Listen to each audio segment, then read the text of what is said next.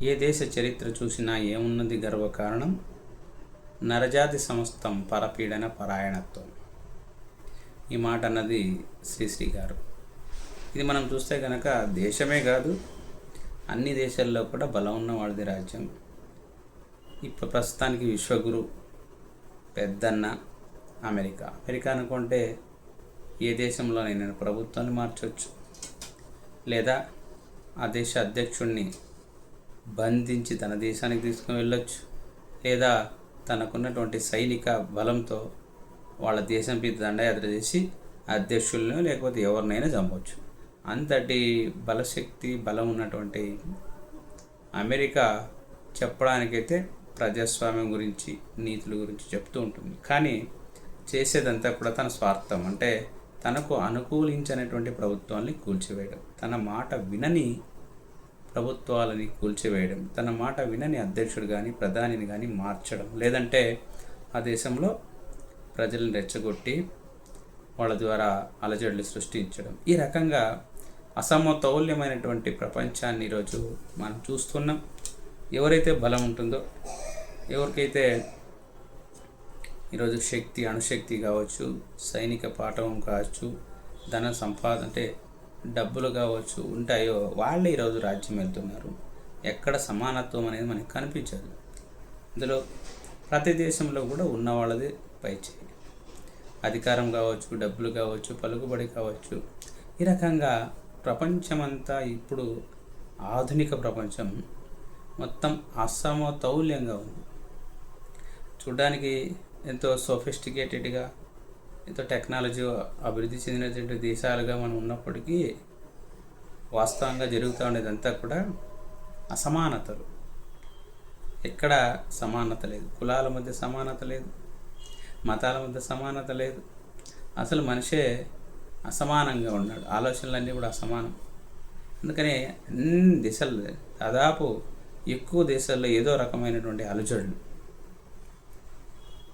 ఒక పక్క ఆధునిక పరికరాలు, ఒక పక్క వైద్య విద్యా విధానాల అభివృద్ధి అన్నీ ఉన్నప్పటికీ కూడా మనిషికి అత్యాశ, దురాశ, అహంకారము, తనదే జరగాలనేటువంటి ఒక పట్టుదల, ఇలాంటివన్నీ కలిపి మనిషి క్రూరత్వంగా చేస్తూ ఉన్నాయి. మనిషిలో ఒక క్రూరత్వాన్ని ఈరోజు మనం గమనించవచ్చు. దీనివల్ల అమాయకులైనటువంటి చిన్నపిల్లలు, స్త్రీలు, పేదలు వీళ్ళందరూ కూడా బలి అయిపోతున్నారు అన్ని దేశాల్లో కూడా. ఇది చాలా దుర్మార్గమైనటువంటి పరిస్థితి ప్రపంచం అంతా కూడా. ఈ ఆధునిక కాలంలో మనిషి ఎంతో ఆనందంగా జీవించాల్సినటువంటి పరిస్థితి.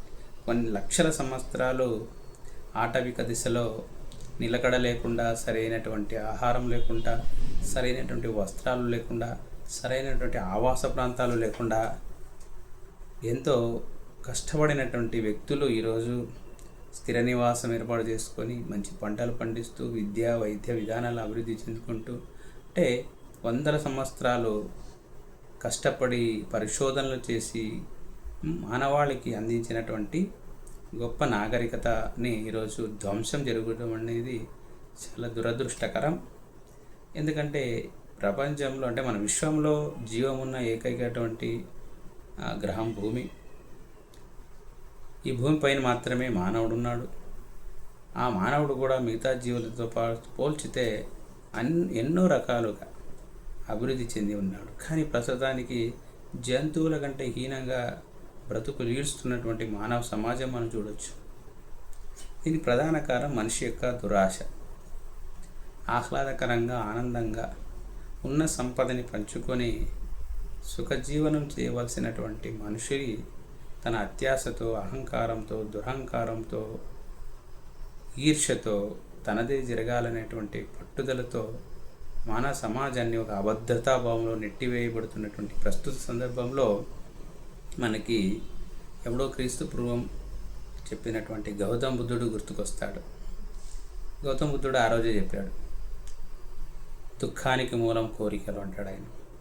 కోరికలు దుఃఖానికి మూలం అంటాడు. అంటే కోరికలు ఉండకూడదని కాదు, కానీ అత్యాసపరమైనటువంటి కోరికలు, మనకు కావాల్సిన దానికంటే ఎక్కువ కావాలనేటువంటి కోరికలు అనమాట. అందుకనే ఆయన యొక్క దుఃఖానికి కారణం కోరికలే. మరి దుఃఖ నివారణ ఉంది, అదే అష్టాంగ మార్గము. మనిషి తన మనసుని కంట్రోల్ చేసుకోవాలి, కొన్ని విలువలు పాటించాలి అని చెప్తాడు గౌతమ బుద్ధుడు. ఆ విలువలు ఇప్పుడు ప్రపంచవ్యాప్తంగా లుప్తమైనాయి.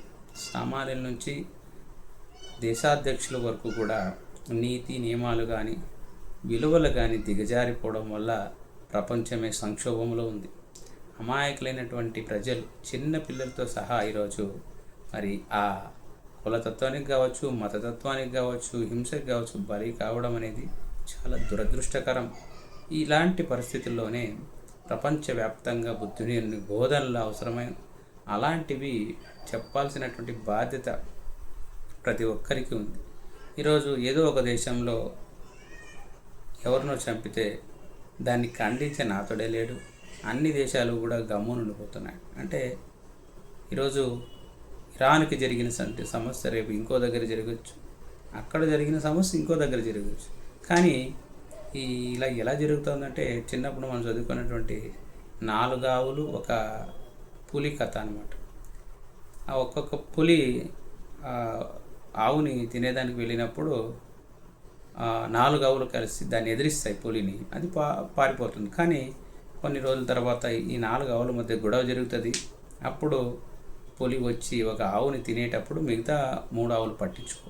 ఆ రకంగా ఒక్కొక్క ఆవునే ఆ పులి తింటూ లాస్ట్కి 4 ఆవులను తినేస్తుంది. ఆ రకంగానే ఈరోజు అమెరికా పెద్దన్న కూడా ఒక్కొక్క దేశాన్నే తన యొక్క ఆధీనంలో తెచ్చుకొని అన్ని దేశాలపైన దాడులు చేస్తూ ఆక్రమించుకొని అక్కడ ఉన్నటువంటి ప్రకృతి వనరుల్ని దోచుకుంటూ తన అమెరికాని పెంచుకోవడం అనేది దుర్మార్గమైనటువంటి చర్య. దీన్ని ప్రతి ఒక్క దేశం కూడా ఖండిస్తే భవిష్యత్తులో మిగతా దేశాలకి ఆయన ధైర్యంగా దాడులు చేయలేడు.